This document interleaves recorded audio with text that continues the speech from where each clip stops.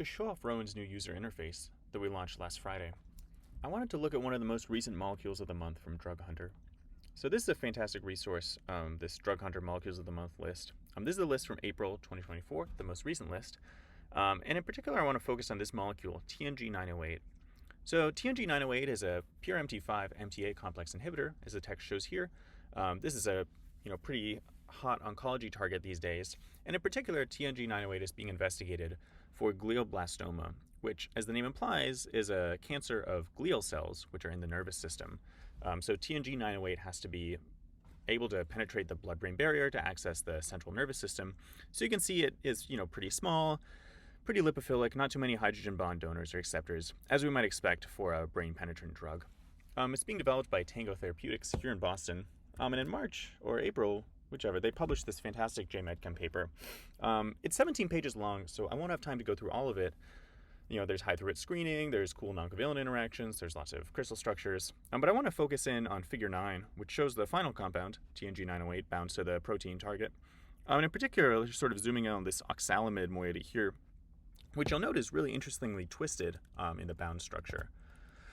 This is the 2D representation, and if you know much organic chemistry, you might presume that this would be pretty planar. So I want to use Rowan to look at sort of the energetic cost of twisting the oxalamide and seeing how much TNG908 is paying in distortion energy for this twist. So let's pop over to labs.rowansci.com, and you can see we've changed a lot about the user interface. So now you sort of go right to the calculation submit screen. There's new sort of icons to show the different calculations you can submit, and we'll obviously fill in the rest of this over time, this blank space here. And now the sort of folder file system is always visible over here. We can make it a bit bigger by expanding it and see our folders and calculations here. So let's go to demo, and let's make a new folder. We'll say TNG908 demo. There's already one of these because I did practice these calculations to make sure they ran fast enough. And now we can see there's nothing here. So we have a blank space to start our journey. So let's click new calculation here. And in the SI, they provide smile strings for all the molecules, which is a very nice thing that JMedChem papers often have. So we'll put in the smile string here. And this is TNG908. Here's one sort of weird looking confirmation of the structure that RDK gave us. So let's now, let's edit this. So let's make this a bit smaller so the calculations run fast enough for the video. Otherwise, this is going to be pretty boring to live stream. And we'll start by deleting most of this. Rotate around here. We'll delete these. So this is our new sort of Rowan structure editor, which is pretty convenient for things like this. We'll delete these, and then we'll go back here. We'll add a fragment. Maybe throw in a phenyl group so things look a bit more like the lead compound, but in sort of the simplest sense. Okay, and now this is getting a little bit funky. This would probably converge, but just to speed things up a little bit, let's rotate them into plane. Okay, good. And then we'll take this and we'll rotate this into plane. There we go, 180 or so. That's good. And now this is looking pretty reasonable as a fragment. So we'll call this TNG908 fragment opt, because we're going to optimize it, and then we will optimize it. And you can see that since this is fewer than 50 atoms and we're not using DFT, that this calculation will be free. And we have 16 free calculations left this week, so I've already run 4. We can also check this up here. So we get, every week you get 20 free low-cost calculations on Rowan, as of the most recent update, which is cool. All right, so this now immediately started running. We've sort of sped up the job queuing system so that jobs start running much more quickly. And if we go over to the optimization view, we can see we've actually already done 56 ops steps. And this is what's happening. So obviously the first couple steps go down a lot in energy as we adjust the bond lengths, and things sort of level out. All right, so now we're done.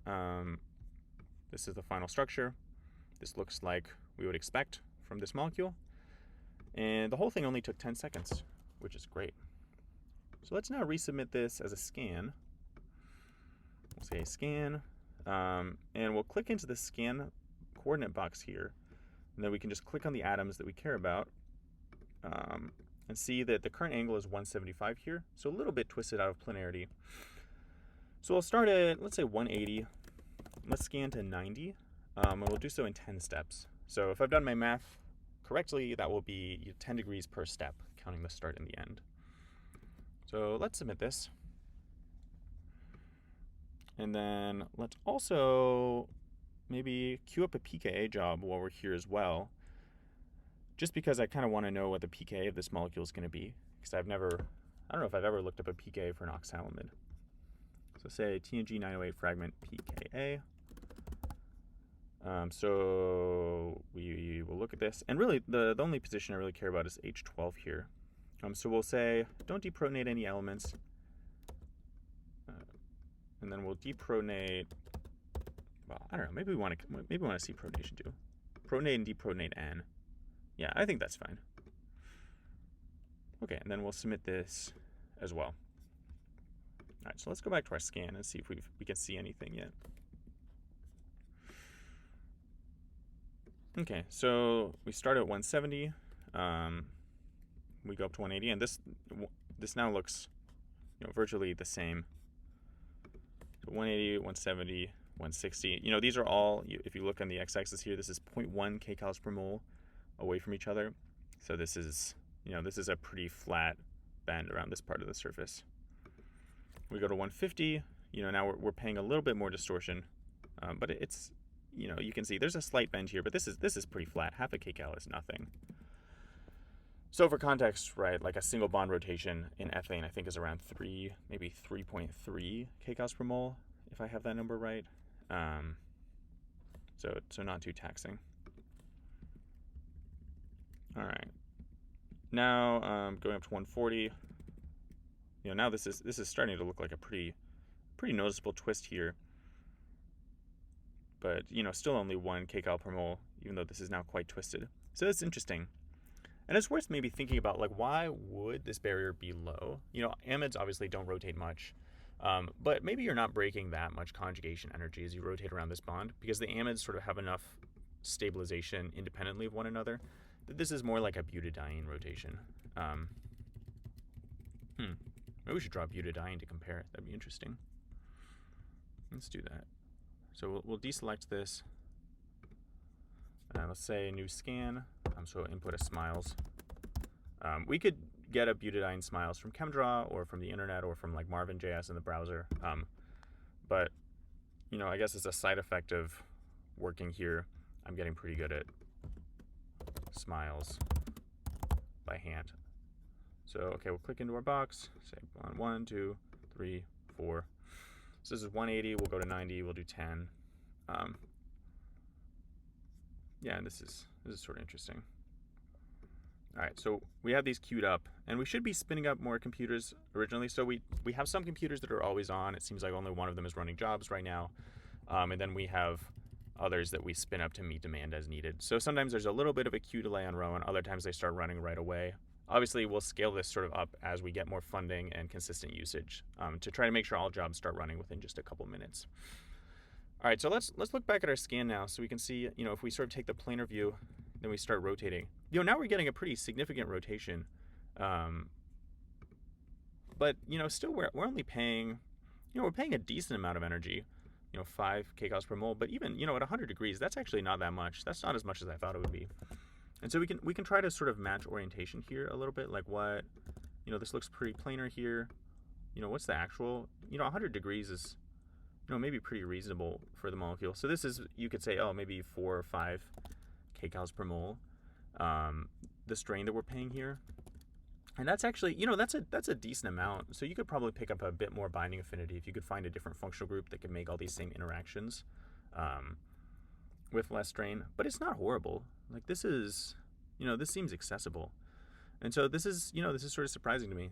I think this is an interesting conclusion of all this. Now let's see, did we get our 90 degree point? Yep, we did. So, yep, this rotates all the way over. And now, yeah, our scan's done. It's checked everything. There's sort of no spurious minima. So we use the wavefront propagation method for scans. So we sort of check back all the points. We always scan backwards to see, if there's sort of new conformations we've discovered that are lower energy. So this helps us remove sort of hysteresis like memory effects in scanning, which is important. And yeah, if we walk this all the way around, we're paying a good amount of energy for this rotation, but it's not a ton. It's nothing close to like an amide rotation or anything. So that's useful to know. Okay, so just skip forward to when the pKa calculation finished. So this took another 2 minutes. I just didn't want to waste time in the video. So here we can actually look at the different things that are going on here. So the strongest base is actually N4 here, but this is really, really weakly basic, which makes sense because it's an amide. Not known to be a base. The oxygens are probably comparably basic, but we didn't bother investigating those. We only looked at protonation or deprotonation at nitrogen. And then the acid here we can see is actually reasonably acidic. So this is 9.69 pKa units. So this will still be protonated at physiological pH. It won't be, very much deprotonated at all. But nevertheless, this is pretty surprisingly low. So this is quite low for an amide, even a, conjugated amide. And so this is something to keep in mind, I guess, with oxalamides, which is that if, we had electron withdrawn groups on this ring, if it was a pyridine or we had some, carbonyls sticking off of this, that this might actually, deprotonation of this site might actually be a pretty interesting thing to keep an eye out. I guess it's sort of like a square mid in this way. And so now, if we come back over to our butadiene scan, we can see that the potential energy surface here is actually, it's pretty similar, like the distortion around this double bond, it's pretty close. I didn't even realize this was done. Yeah, this only took 28 seconds. I love small molecules. But then, you actually start going back down in energy as you get to 90 degrees. And that's pretty interesting. So maybe pick up some additional sort of secondary interactions. And just to sort of show how different these are, we can superimpose them on the same axis here. And we can see that, butadiene sort of has a, peaks sooner. Like it's difficult to twist it out of plane right away. But then it sort of becomes, at 90 degrees, now TNG908, this sort of oxalamide moiety, is more difficult. But overall, these are substantial barriers, but they're definitely single bond type barriers. There's not really much double bond character here. And so that's interesting to know. So this is the Rowan interface. We can do all sorts of things here if we wanted to. We could like take one of these isolated structures, resubmit it, do a conformer search, blah, blah, blah, blah, blah. But, this, I hope, gives an overview to our new interface and shows how fun it can be to just run quick calculations and try to learn things about interesting molecules from the literature. Cheers.